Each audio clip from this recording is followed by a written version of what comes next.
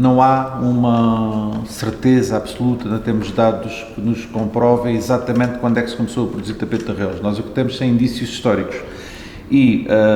os que temos de facto concretos é que os mais antigos tapetes de arrelos chegaram aos nossos dias, são datáveis do século XVII, e o documento mais antigo que faz referência aos tapetes de arrelos é de 1598, ou seja, de finais do século XVI. Mas interessa referir que nós aqui, o discurso, pelo menos oficial, que nós temos aqui no Centro Interpretativo do Tapete de Arrelos, está relacionado com a existência de uma tinturaria que existiu em Reolos, que foi encontrada quando escavações arqueológicas aqui na praça do município, à época Praça de Lima e Brito, em 2002, e que se descobriu uma estrutura de grandes dimensões que era uma tinturaria para tingimento de lãs, que esteve ativa entre os séculos XIII e XV. Contudo, isso é um período anterior à produção de tapetes de arrelos. O que nós pensamos é que, possivelmente, após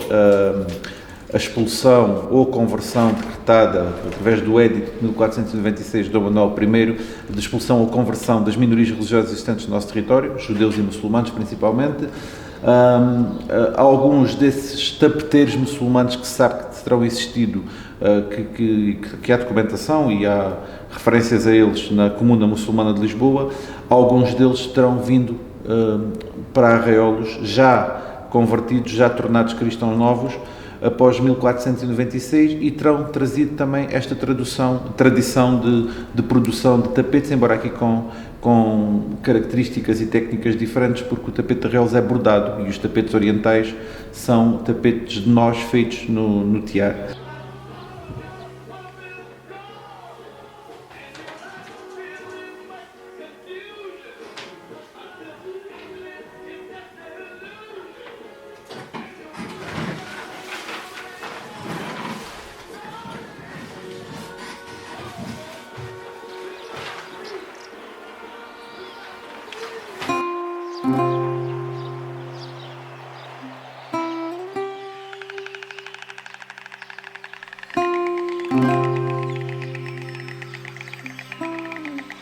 Desde esse período, destes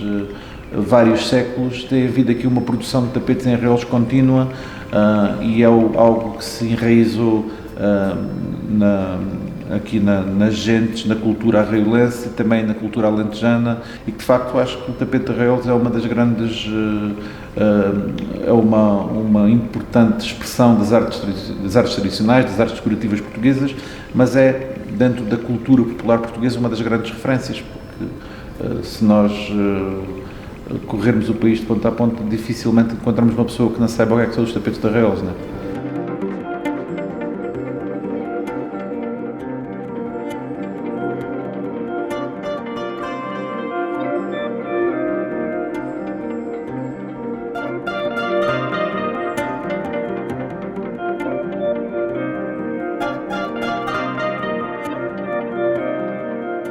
O tapete de arreolos, embora seja muito associado ao artesanato, mas é também uma peça artística, né? Não é por acaso, por exemplo, que os tapetes antigos do século XVII, século XVIII, século XIX não foram incorporados, no século XIX não foram incorporados nas coleções do Museu Nacional de Etnologia, mas sim no Museu Nacional de Arte Antiga, porque o tapete de arreolos, apesar de ter um processo de produção artesanal, mas tem um cariz artístico, né? Faz parte das artes decorativas portuguesas. E há que criar aqui uma forma de inovar no desenho, adaptar à contemporaneidade, sem se perder a tradição, sem se perder este processo destes vários séculos, e de facto que se consiga encontrar uma forma de haver novos desenhos sem perder-se esta matriz do que é o tapete de arreolos, e no fundo todas as épocas houve alterações nos desenhos e há cerca de 100 anos que, salvo raríssimas exceções, estamos um bocadinho presos a algum tradicionalismo, não tem havido uma grande inovação a nível decorativo. Depois, por outro lado, há outro grande desafio que tem o tapete de Arrelos, são relacionados com as questões económicas e que têm depois de ver com a continuidade até da própria tradição. Por isso tem que haver aqui uma valorização do papel da bordadeira, do papel da mulher aqui na produção do tapete de Arreolos, mas também de haver uma percepção de que este tipo de trabalho artesanal tem que ter uma valorização muito grande, porque há um bocadinho esta ideia de que os tapetes de Arrelos são muito caros, mas não são suficientemente caros para poderem, as pessoas que trabalham nele, poderem viver dele. Isto é um trabalho associado essencialmente a mulheres e principalmente desde que se deixou de fazer o processo de tratamento da lã. Porque quando se fazia o processo de tratamento da lã, no século XIX, com os cardadores, com os tecelões, com as pessoas, com até os pastores,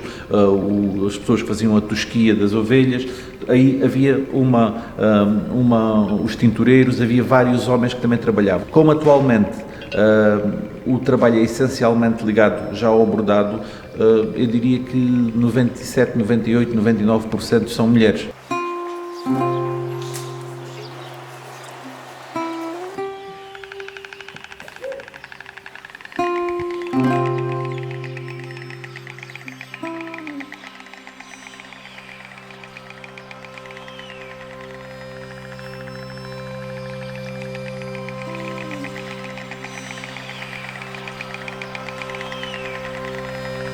A cidade de Évora é uma das mais importantes do país. É uma cidade que tem, de um ponto de vista histórico, patrimonial, é uma grande referência. Tem ocupação humana de vários períodos da nossa história, né? Desde os romanos, visigodos, época muçulmana, depois todos os estilos artísticos, no fundo, podem ser encontrados na cidade de Évora, isto de um ponto de vista patrimonial. Depois há uma vida cultural e há eventos muito específicos em várias áreas que, no fundo, dão aqui um certo requinte e um certo misticismo à cidade de Évora. Depois há quase todas as terras aqui no Alentejo têm uma história própria. Portugal é um país que nós andamos 20 km e as pessoas já falam de uma forma diferente, o vinho já é diferente, a comida já é diferente e Évora, enquanto centro dessa variedade, dessa heterogeneidade, no fundo acaba por ser fundamental para dar uma imagem do que é a cultura portuguesa e em específico a cultura do Alentejo. Por isso seria algo que só enriqueceria o nosso país, dar a conhecer o Alentejo através da cidade de Évora e do espaço todo envolvente à Europa e ao mundo.